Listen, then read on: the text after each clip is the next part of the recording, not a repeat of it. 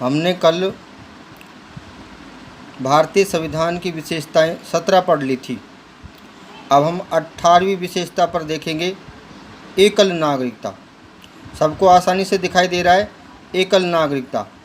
देखो, संघीय शासन व्यवस्था की ये प्रमुख विशेषता होती है कि वहाँ पर केंद्र और राज्यों की अलग अलग नागरिकताएं होती हैं, किंतु भारत में ये भारतीय संविधान की प्रमुख विशेषताओं में से एक मानी जा सकती है कि भारत में या भारतीय संविधान द्वारा संघात्मक शासन व्यवस्था को अपनाया गया है, किंतु उसके बावजूद भारत में दोहरी यानी केंद्र और राज्यों की अलग अलग नागरिकता नहीं है।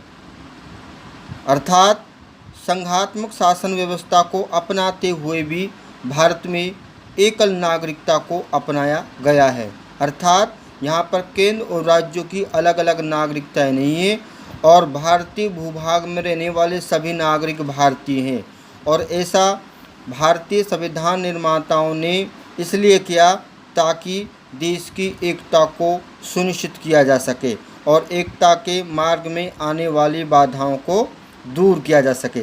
इसलिए निष्कर्ष के रूप में हम कह सकते हैं कि भारत में एकल नागरिकता को अपनाया गया, जिसको एक ही नागरिकता एक हरी नागरिकता के नाम से भी जाना जाता है। सिंपल सा है, इसमें कोई बड़ी बात नहीं है। आगे हम बात करेंगे, जो अगली विशेषता है 19वीं विशेषता है, वो लोक कल्याणकारी राज्य की स्थापना का आदर्श।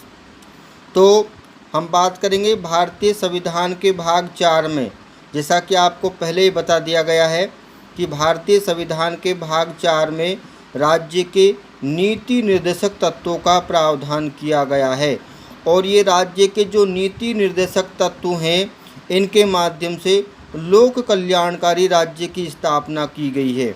और ये निर्देशक तत्व जिनका उल्लेख भारतीय संविधान के भाग 4 में अनुच्छेद 36 से 51 तक किया गया है, ये लोक कल्याण की नीति निर्धारित करते समय सरकार का मार्गदर्शन करते हैं। तो उसमें इम्पोर्टेंट बात ये आती है, 2 नंबर का प्रश्न आपसे पूछा जा सकता है कि भारत का संविधान लोक कल्याणकारी राज्य की स्थापना का आदर्श किस प्रकार से स्थापित करता है।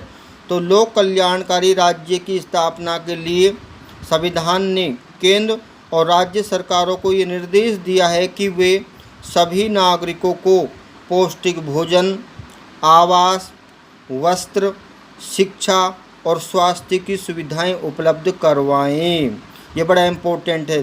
तो जब सभी लोगों को पौष्टिक भोजन मिलेगा, आवास मिलेगा, वस्त्र, शिक्षा और स्वास्थ्य की सुविधाएं मिलेंगी, तो लोक कल्याणकारी राज्य की स्थापना हो जाएगी। इसके अलावा इसमें संविधान द्वारा केंद्र और राज्य सरकारों को निर्देशित किया गया है कि नागरिकों के जीवन स्तर को ऊंचा उठाने के लिए जहां तक हो सके वह प्रयास करें और जहां तक संभव हो आर्थिक समानता की स्थापना की जाए।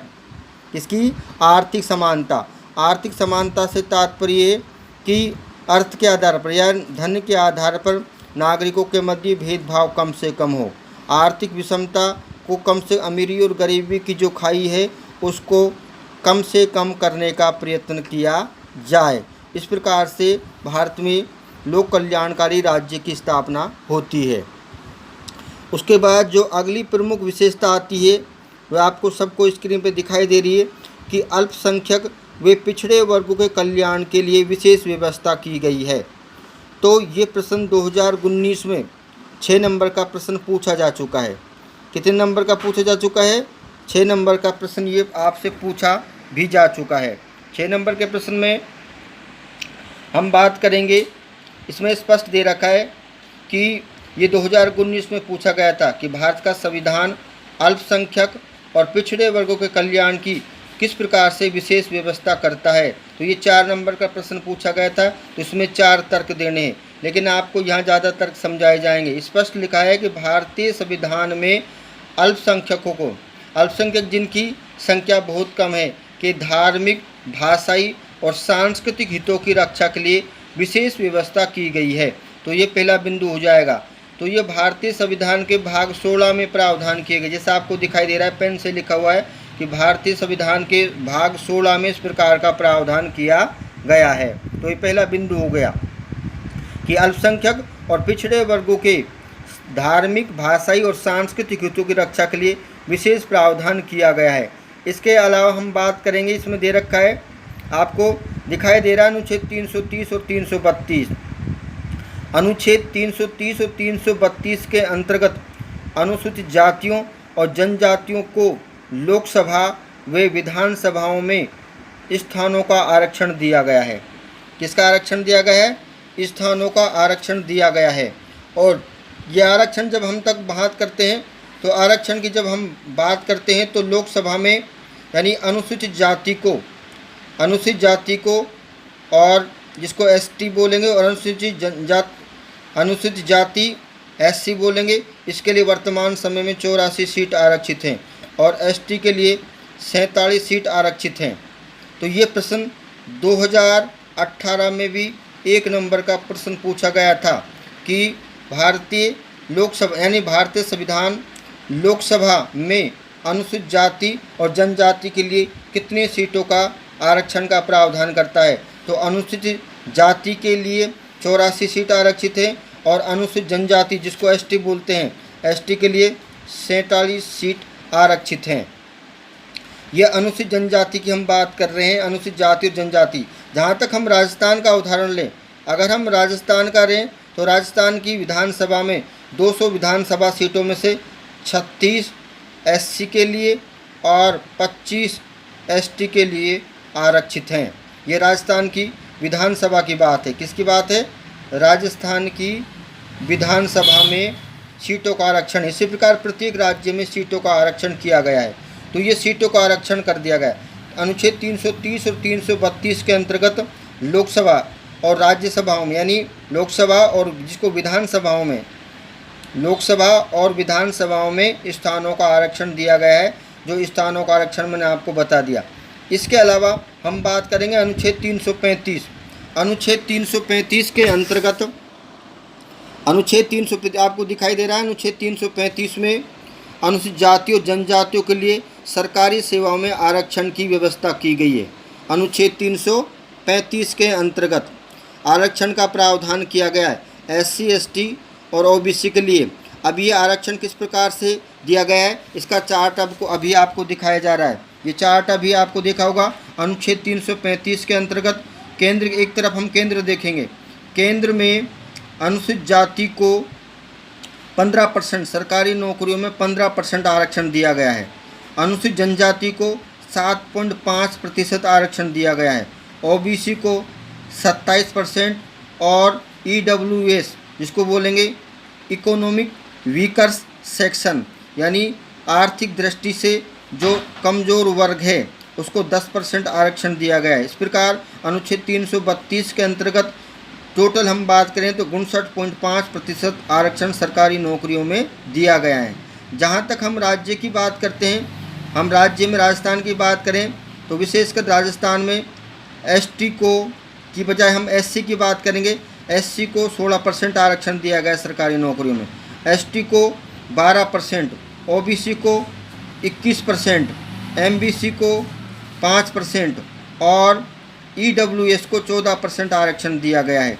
इस प्रकार राजस्थान में सरकारी नौकरियों में 68% आरक्षण हो जाता है। कितने परसेंट हो जाता है? 68% आरक्षण हो जाता है। इस प्रकार यह अनुच्छेद 335 के अंतर्गत हम बात करेंगे आरक्षण का जो प्रावधान किया गया है और जो चार्ट मैंने आपको बताया है। ये आरक्षण जो एससी एसटी के लिए लगातार चलता जा रहा है, लेकिन ओबीसी के लिए ये अब 2030 तक बढ़ा दिया गया है। 2025 जनवरी 2030 तक ये ओबीसी को आरक्षण मिलता रहेगा। इस प्रकार हम बात कर रहे हैं कि अल्पसंख्यक और पिछड़े वर्गों के कल्याण के लिए विशेष प्रावधान किया गया है, जिसमें हम 4 बिंदु बना सकते हैं। और 4 बिंदु में आपको पुनः हम बता रहे हैं कि पहला बिंदु बनेगा कि अल्पसंख्यकों को की धार्मिक, भाषाई और सांस्कृतिक हितों की रक्षा के लिए विशेष व्यवस्थाएं की गई हैं।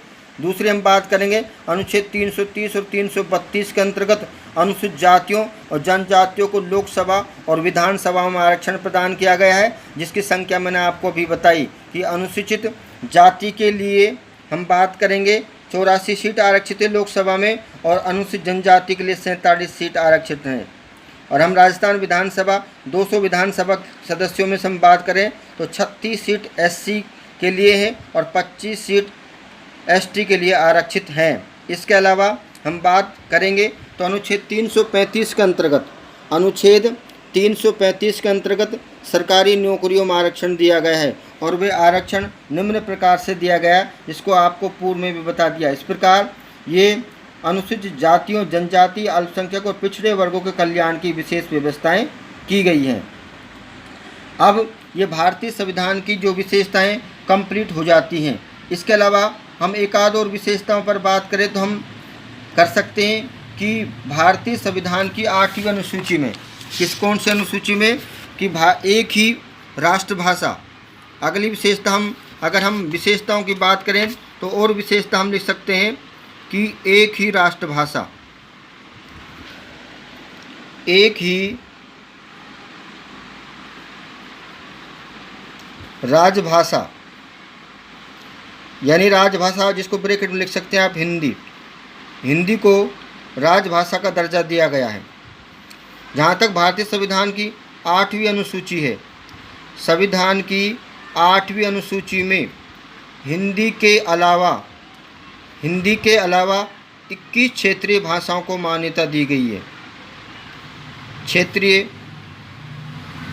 भाषाओं को स्थान दिया गया है। इसका तात्पर्य ये है कि आप केंद्र सरकार की किसी भी नौकरी के लिए आवेदन करें तो 22 भाषाओं में आप परीक्षा का माध्यम चुन सकते हैं।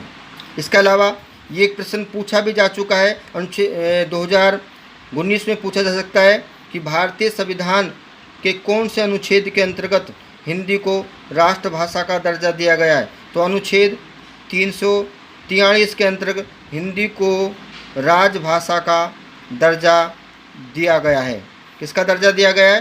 हिंदी को राजभाषा का दर्जा दिया गया है। अब हम विशेषताओं की बात कंप्लीट हो जाती है। अब हम इसी पार्ट के अंतर्गत हम बात करेंगे भारतीय संविधान की प्रस्तावना के बारे में बात करेंगे। तो ये आपको स्क्रीन पर दिखा रहे भारतीय संविधान की प्रस्तावना में इसको उद्देश्य का भी बोलते हैं। इसका अर्थ मैंने आपको पहले ही बता दिया कि भारतीय संविधान का वह प्रारंभिक भाग जिसमें संविधान के उद्देश्यों, लक्ष्यों, आकांक्षाओं को दर्शाया गया है उसे प्रस्तावना कहते हैं। प्रस्तावना को भारतीय संविधान की आत्मा कहते हैं और भारतीय संविधान की आत्मा कहा है पंडित ठाकुरदास भार्गव ने, जिसके बारे में पहले से आपको बता दिया गया है। इसके अलावा एक संविधान निर्माता, संविधान विशेषज्ञ थे डॉक्टर कन्हैयालाल माणिक्यलाल मुंशी, जिनको के.एम. मुंशी के नाम से भी जाना जाता है। Doctor KM. मुंशी ने प्रस्तावना को राजनीतिक कुंडली की संज्ञा दी है। ये संविधान की आधारशिला है। इसको संविधान का प्राण भी कहा जाता है क्योंकि संविधान इस पर टिका हुआ है। भारतीय संविधान का आधार प्रस्तावना है। ये भारतीय संविधान की आधारशिला है और इसमें संविधान के उद्देश्यों को दर्शाया गया है और सरकार से ये आशा की गई है कि इन्हीं उद्देश्यों के अनुरूप शासन को संचालित किया जाए, इसलिए भी इसको आधारशिला कहा जाता है। अब हम संविधान की प्रस्तावना को अध्ययन की सुविधा की दृष्टि से 3 भागों में बांटेंगे, लेकिन उससे पहले हम इसका अध्ययन करेंगे कि प्रस्तावना में आखिर क्या कहा गया है। तो उसमें आपको स्पष्ट दिखाई दे रहा है कि हम भारत के लोग भारत को एक संपूर्ण प्रभुत्व संपन्न समाजवादी पंथनिरपेक्ष लोकतंत्रात्मक गणराज्य बनाने के लिए तथा उसके समस्त नागरिकों को सामाजिक, आर्थिक और राजनीतिक न्याय, विचार, अभिव्यक्ति, विश्वास, धर्म और उपासना की स्वतंत्रता, प्रतिष्ठा और अवसर की समता प्राप्त कराने के लिए तथा उन सब में व्यक्ति की गरिमा और राष्ट्र की एकता और अखंडता सुनिश्चित करने वाली बंधुता बढ़ाने के लिए दृढ़ संकल्प होकर अपनी इस संविधान सभा में आज तारीख 26 नवंबर 1949 ईस्वी को एतत् द्वारा इस संविधान को अंगीकृत, अधिनियमित और आत्मार्पित करते हैं। तो इसमें कई बात निकल कर आती हैं सामने। सबसे पहले मैंने आपको पहले बता दिया कि जो आपको दिखाई दे रहा है 26 नवंबर 1949, 26 नवंबर 1949, तो उसमें से एक प्रश्न बनता है कि भारतीय संविधान को कब अंगीकृत किया गया। अंगीकृत को अंडरलाइन कर लिया, अंगीकृत या स्वीकार किया गया, तो इसकी तारीख आएगी 26 नवंबर 1949। इसीलिए आपको पता है कि 26 नवंबर 1949 को संविधान दिवस के रूप में भी मनाया जाता है। किसके रूप में मनाया जाता है? संविधान दिवस के रूप में भी मनाया जाता है। संविधान दिवस कई बार प्रतियोगी परीक्षाओं में पूछा जा सकता है कि संविधान दिवस कब मनाया जाता है, तो उसमें 26 नवंबर 1949 आएगा। 26 नवंबर 1949 को भारतीय संविधान को क्या किया गया? अंगीकृत किया गया। तो अंगीकृत किया गया और इसलिए इसको संविधान दिवस के रूप में भी मनाते हैं। इस दिन भारत का संविधान निर्मित भी हो गया था। भारतीय संविधान का निर्माण कब हुआ, कब निर्मित हो गया, तो उसकी डेट भी आएगी 26 नवंबर 1949। अब हम इस भारतीय संविधान की प्रस्तावना में एक बात और देखते हैं कि आपको जो समाजवाद शब्द दिखाई दे रहा है, समाजवाद जो अंडरलाइन किया मैंने, समाजवाद, पंथ निरपेक्ष और एक शब्द नीचे दे रखा है अखंडता। अखंडता, ये सब जो समाजवाद, पंथ निरपेक्ष और अखंडता शब्द जो आपको दिखाई दे रहे हैं, ये संविधान के मूल संविधान की प्रस्तावना में नहीं थे। 42वें संविधान संशोधन, 42वें संविधान संशोधन 1976 के द्वारा ये प्रस्तावना में ये तीनों शब्द जोड़े गए। प्रस्तावना में समाजवाद,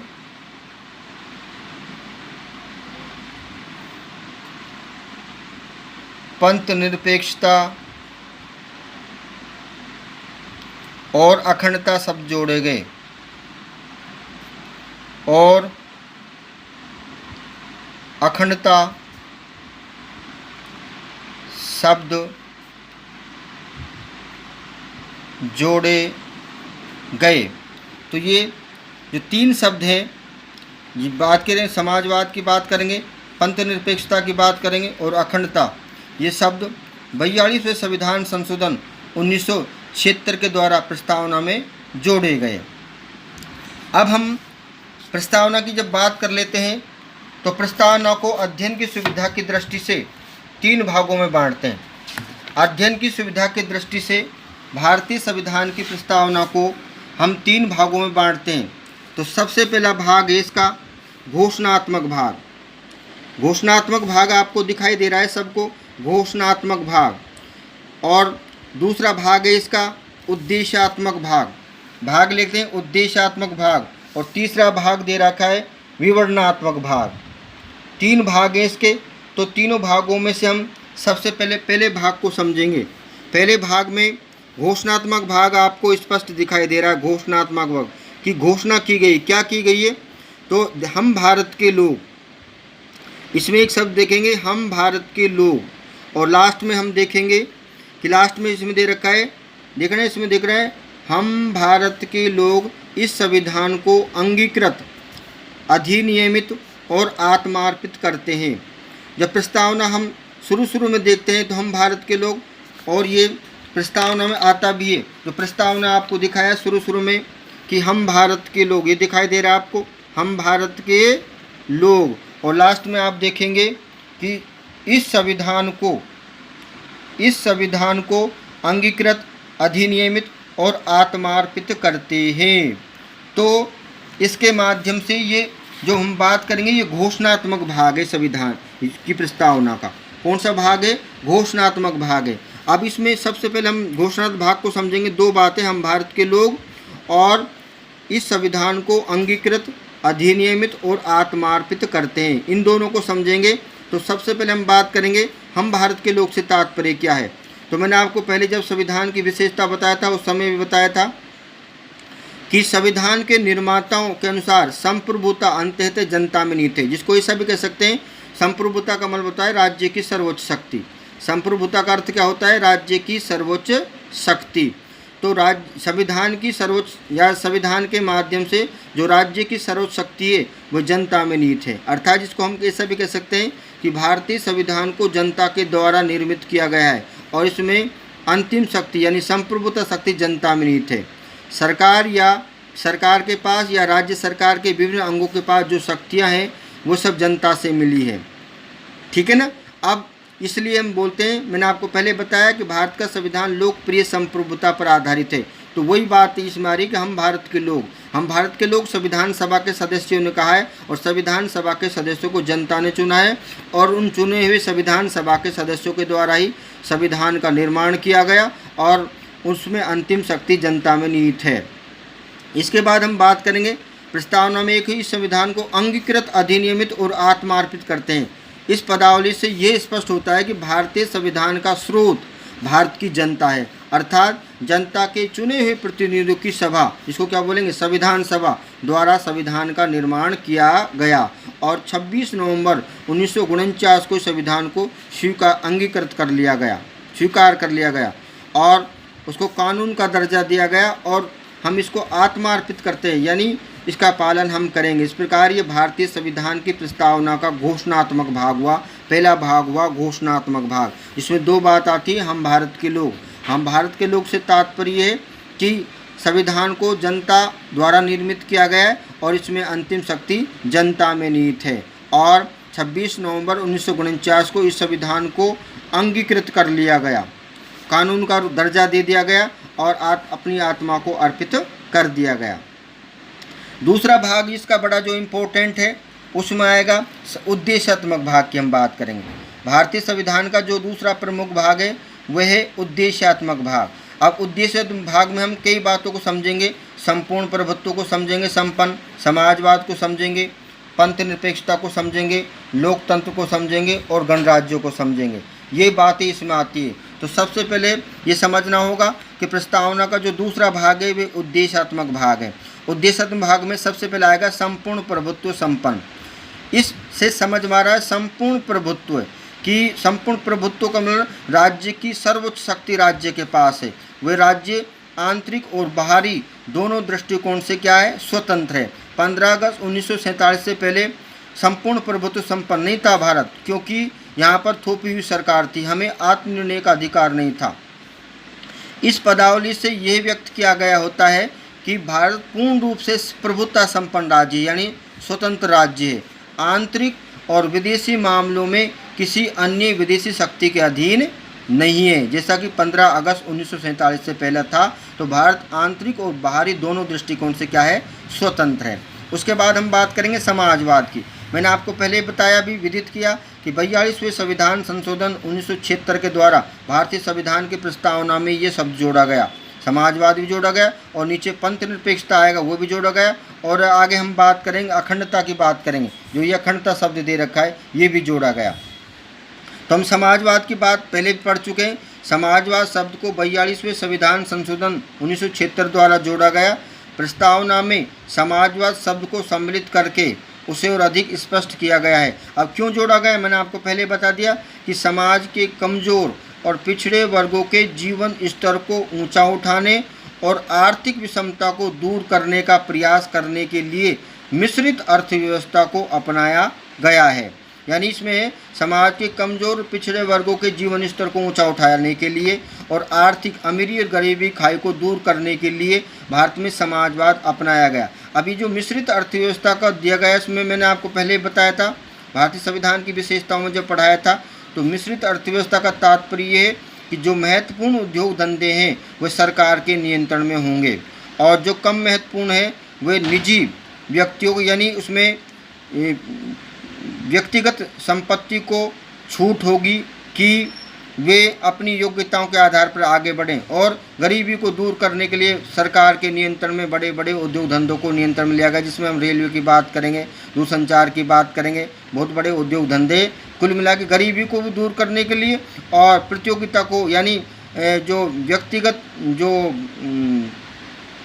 हम बात करेंगे व्यक्तिगत जो संपत्ति की बात है और व्यक्तिगत अनुभवों को आगे बढ़ाने के लिए भी निजी संपत्ति को भी छूट दी गई। उसके बाद हम बात करेंगे पंथ निरपेक्षता की बात करेंगे। पंथ निरपेक्षता में वही बात आ रही है कि 42वें संविधान संशोधन 1976 के द्वारा उसको जोड़ा गया। और पंथ निरपेक्षता मैंने आपको पहले ही बता दिया कि भारत का कोई आधिकारिक धर्म नहीं है, धर्म विशेष नहीं है। धर्म के क्षेत्र में भारत न तो धर्म विरोधी है, न धर्म का प्रचार करता है, बल्कि वे धार्मिक मामलों में क्या तटस्थ है और सभी धर्मों के साथ समान व्यवहार करता है। और धर्म के आधार पर किसी भी प्रकार का यहाँ पर भेदभाव नहीं किया जा सकता।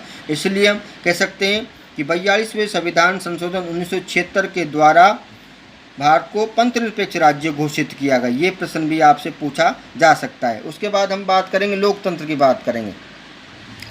इससे तात्पर्य है कि भारत लोकतंत्र, आपको पहले बताया था, जनता का शासन, किसमें जनता के चुने प्रतिनिधियों के द्वारा शासन किया जाता है। कि भारत में राजसत्ता, यानी राजसत्ता को शासन बोल सकते हैं, सरकार बोल सकते हैं, का प्रयोग जनता द्वारा निर्वाचित प्रतिनिधि करते हैं और वे जनता के प्रति उत्तरदायी होते हैं। संविधान सभी को सामाजिक, आर्थिक और राजनीतिक न्याय का आश्वासन देता है। तो ये तो आपको समझ में आ गया कि जनता के द्वारा निर्वाचित प्रतिनिधि राजसत्ता का प्रयोग करते हैं, यानी शासन का उपयोग करते हैं और वे जनता के प्रति उत्तरदायी होते हैं। अब वे किसको, संविधान सभी को सामाजिक न्याय, सामाजिक न्याय किसको बोलेंगे? सामाजिक न्याय अभी हम पढ़ेंगे आपको। सामाजिक न्याय नीचे इसमें दे रखा है, नीचे देखेंगे कि सामाजिक न्याय से तात्पर्य है कि सभी नागरिकों को बिना किसी भेदभाव के समानता का अधिकार प्राप्त हो, उन्नति का समान अवसर मिले, जाति, धर्म, वर्ग, लिंग, नस्ल, अन्य किसी भी आधार पर कोई भेदभाव नहीं किया जाए। तो यहाँ पर सामाजिक न्याय की जो बात की उसमें हम कह सकते हैं कि सभी को उन्नति के समान अवसर मिले। आर्थिक न्याय की जब हम बात करते हैं तो अनुच्छेद 39 के अंतर्गत आर्थिक न्याय को स्वीकार किया गया। आर्थिक न्याय में यही बात कही गई है कि राज्य सरकार अपनी नीतियों को इस प्रकार से चलाए कि सभी नागरिकों को आजीविका यानी काम करने के समान अवसर प्राप्त हों। समुदाय की जो संपत्ति है उस पर मालिकाना हक, जिसको स्वामित्व बोलते हैं, और वितरण इस प्रकार से हो जिससे अधिक से लोगों का हित हो और स्त्री और पुरुषों को समान कार्य के लिए समान वेतन मिले, जो नहीं मिलता है उसका, क्योंकि स्त्री और पुरुषों के मध्य असंगठित क्षेत्रों में भेदभाव किया जाता है, और उत्पादन और वितरण के साधनों का अहितकर केंद्रीकरण ना हो, यानी कुछ लोगों के पास ये इकट्ठे ना हो जाए। अगर कुछ लोगों के पास इकट्ठे होंगे तो उससे क्या होगा कि सार्वजनिक हित का नुकसान हो जाएगा। उसके बाद हम राजनीतिक न्याय की बात करेंगे। तो राजनीतिक न्याय का मतलब है कि बिना किसी भेदभाव के मतदान का अधिकार हो और निर्वाचित होने का अधिकार हो, इसमें देने रखा है निर्वाचित होने का अधिकार हो और किसी भी पद को धारण करने का अधिकार हो। तो ये जो सामाजिक, राजनीतिक और आर्थिक न्याय की बात कही गई थी, इसमें सभी संविधान सभी को सामाजिक, आर्थिक और राजनीतिक न्याय का आश्वासन देता है, मैंने आपको बता दिया। अब हम बात करें गणराज्य, बड़ा इंपॉर्टेंट है भारत गणराज्य क्या है, क्योंकि गणराज्य की हम बात करें तो देखो शासन के प्रधान के आधार पर दो प्रकार की शासन व्यवस्था होती है, राजतंत्र और गणतंत्र। राजतंत्र वहाँ पर होता है जहाँ पर जो शासन का प्रधान होता है वह क्या होता है, वंशानुगत होता है, वो तो होता है वो तो क्या होता है, हम बात करेंगे कि वो होता है राजतंत्र। लेकिन गणतंत्र या गणराज्य, इसका अर्थ है कि भारत में राज्याध्यक्ष, क्योंकि मैंने आपको संसदीय शासन व्यवस्था बता दिया कि राज्याध्यक्ष कौन है, राष्ट्रपति या सर्वोच्च व्यक्ति, जिसको राष्ट्रपति हम ब्रैकेट में कर सकते हैं, वंशानुगत ना होकर निर्वाचित किया जाता है जनता के द्वारा। भारत के राष्ट्रपति का निर्वाचन अप्रत्यक्ष रूप से जनता द्वारा किया जाता है 5 वर्ष के लिए, इसलिए भारत क्या है, गणराज्य। इसको हम कह सकते हैं भारतीय गणराज्य है, क्योंकि भारत में राष्ट्राध्यक्ष अर्थात राष्ट्रपति निर्वाचित होता है, वंशानुगत नहीं है, इसको जनता अप्रत्यक्ष रूप से 5 वर्ष के लिए चुनती है, इसलिए भारत क्या है, गणराज्य। तो ये 2 नंबर का प्रश्न आपसे पूछा जा सकता है। कितने नंबर का पूछा जा सकता है, 2 नंबर का प्रश्न पूछा जा सकता है। तो ये भारतीय संविधान की प्रस्तावना का जो दूसरा भाग था, उद्देश्यात्मक भाग, ये कंप्लीट हो जाता है। अब हम तीसरे भाग की बात करेंगे। तीसरा भाग है विवरणात्मक भाग। तीसरा भाग कौन सा है जिसको हम बात करेंगे, विवरणात्मक भाग है। विवरणात्मक भाग में आता है सामाजिक, आर्थिक, राजनीतिक न्याय। उसके बाद हम बात करेंगे इसमें स्वतंत्रता, समानता और बंधुत्व, और उसके बाद करेंगे व्यक्ति की गरिमा व राष्ट्र की एकता व अखंडता। तो सबसे पहले मैंने आपको बता दिया, इसमें आता है सामाजिक न्याय। सामाजिक न्याय के बारे में पहले बता चुके हैं। सामाजिक न्याय का अर्थ है कि सभी नागरिकों को बिना किसी भेदभाव के समानता का अधिकार प्राप्त हो, जाति, धर्म, वर्ग, लिंग, नस्ल या अन्य किसी भी आधार पर किसी के साथ कोई भेदभाव नहीं हो। आर्थिक न्याय, अनुच्छेद 39 को इम्पोर्टेंट कर लो, पूछा जा सकता है आर्थिक न्याय के आदर्श को किस अनुच्छेद के अंतर्गत स्वीकार किया गया है। ठीक है नहीं। आर्थिक न्याय से तात्पर्य कि राज्य को अपनी नीति का संचालन इस प्रकार से करना चाहिए करेगा कि समान रूप में सभी नागरिकों को आजीविका के साधन प्राप्त हों। समुदाय की जो सरकार या राज्य की जो भौतिक संपत्ति है उसका स्वामित्व और वितरण इस प्रकार से हो जिसमें अधिकाधिक सामूहिक हित संभव हो सके और पुरुष व स्त्रियों को समान कार्य के लिए समान वेतन मिले। उत्पादन व वितरण के साधनों का अहितकर केंद्रीकरण ना हो। अहितकर केंद्रीकरण में कुछ लोगों के पास इकट्ठी ना हो जाए। उसके बाद राजनीतिक न्याय में भारतीय संविधान बिना किसी भेदभाव के सभी को राजनीति में समान रूप से भाग लेने का अधिकार देता है। तो समान रूप से भाग लेगा वयस्क मताधिकार। वयस्क मताधिकार आपको पहले बता दिया कि बिना किसी भेदभाव के 18 वर्ष की आयु प्राप्त कर लेने के बाद मतदान का अधिकार दिया गया है। इसके अलावा उसमें हम निर्वाचित होने का अधिकार भी ले सकते हैं। निर्वाचन का अधिकार, निर्वाचन का अधिकार यानी किसी व्यक्ति को किसी भी पद के लिए निर्वाचित होने का अधिकार है। इसके अलावा सार्वजनिक पद को धारण करने का अधिकार भी आ सकता है। इसमें सार्वजनिक पद को धारण करने का अधिकार भी बिना किसी भेदभाव के। तो ये राजनीतिक न्याय हो गया। उसके बाद हम विवरणात्मक भाग में आगे देखते हैं स्वतंत्रता, समानता और बंधुत्व। इसमें स्वतंत्रता की बात की प्रत्येक नागरिक को विचार अभिव्यक्ति अपने विचार अभिव्यक्त करने का अधिकार है। किसी भी धर्म को मानने और उपासना की स्वतंत्रता दी गई है। विश्वास, धर्म और उपासना धर्म से जुड़े हुए शब्द हैं कि जो अपना अंतःकरण कहता है उसके अनुसार हम किसी भी धर्म को मान सकते हैं, उसकी उपासना करेंगे, उसका प्रचार करेंगे।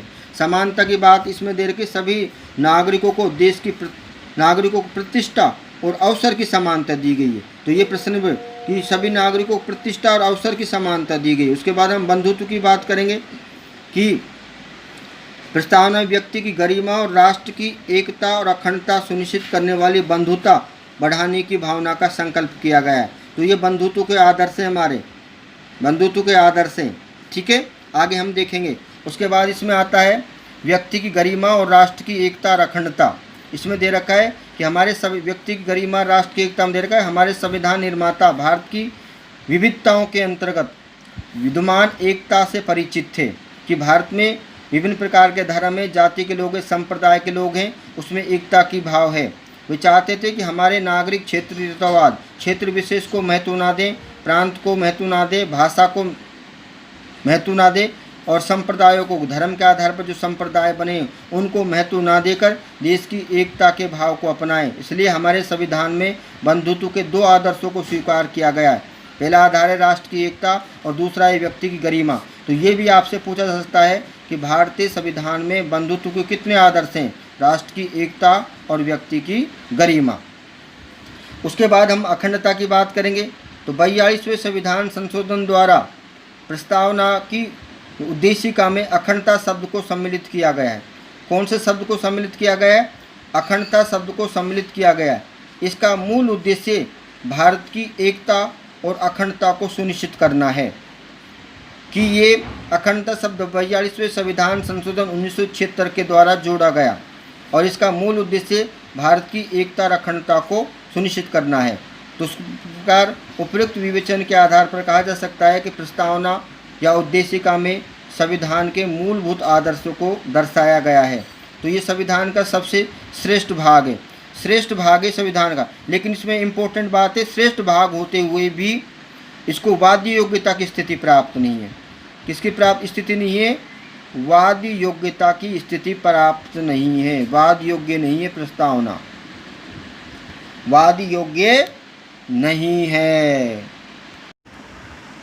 जहाँ तक हम प्रस्तावना के मूल्यांकन की बात करते हैं तो मूल्यांकन में हम देखेंगे कि प्रस्तावना के संबंध में यह आवश्यक जानना है कि प्रस्तावना के शब्द बहुत अधिक पवित्र होते हुए भी, बहुत अधिक पवित्र होते हुए उन्हें न्याय योग्य स्थिति प्राप्त नहीं है। न्याय योग्य, ये न्याय योग्य जिसको मैंने वाद योग्य लिखा था वो स्थिति प्राप्त नहीं। पवित्र भाग है फिर भी इसको न्याय की स्थिति प्राप्त, न्याय अगर इनके उल्लंघन पर हम न्यायपालिका का दरवाज़ा नहीं खटखटा सकते। न्यायमूर्ति गजेंद्र गढ़कर के शब्दों में प्रस्तावना अपने आप में न तो शासन की शक्ति का एक स्रोत है और ना ही शासन को किसी शक्ति से वंचित करने का साधन है। ना तो ये सत्ता का स्रोत है और ना ही ये सत्ता से किसी को वंचित करता है। वस्तु स्थिति वास्तविकता यह है कि जहाँ संविधान के शब्द अपने आप में नितांत स्पष्ट है, वहाँ प्रस्तावना के आधार पर कोई दूसरा अर्थ नहीं दिया जा सकता। जहाँ तक संविधान स्पष्ट है वहाँ तक तो कोई प्रस्तावना के आधार पर कोई नया अर्थ नहीं दे सकते, लेकिन जहाँ संविधान के शब्दों में अस्पष्टता है वहाँ उनकी व्याख्या करने के लिए प्रस्तावना का आश्रय लिया जा सकता है कि क्योंकि संविधान की व्याख्या करने का अधिकार न्यायपालिका को दिया गया है। अगर कोई कानून अस्पष्ट है तो इसको स्पष्ट करने के लिए न्यायपालिका प्रस्तावना का आश्रय ले सकती है।